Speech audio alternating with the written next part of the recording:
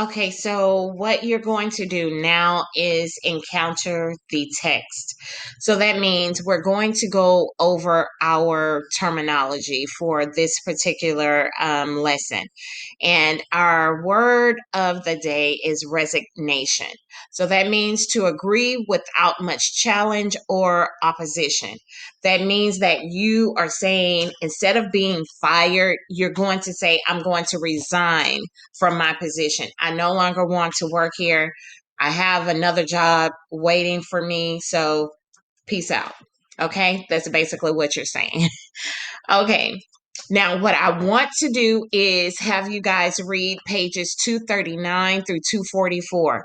I know you said, oh my goodness, those are a lot of pages. Guess what? You're eighth graders. You're my leaders. You can do it. So that's the end of that. So you're going to read those pages and then you are going to create a T-chart. What I want to do, and we have not created a T-chart in quite a while, I want you all to do a physical effect versus psychological effect of warfare T-chart, okay? And you're going to do that in your knowledge journal.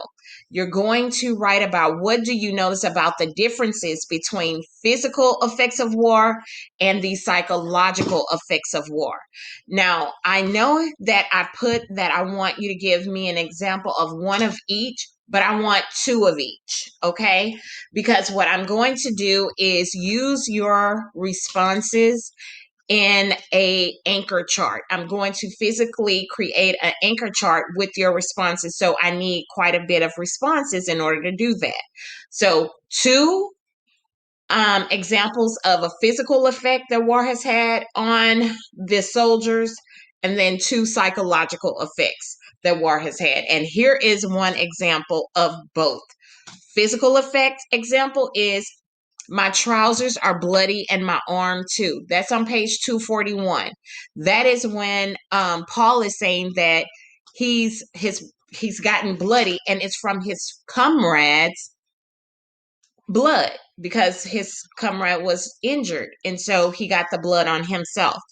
Then a psychological effect example would be, if they take off my leg, I'll put an end to it. And that was Albert in the hospital speaking once he found out that his leg may be amputated.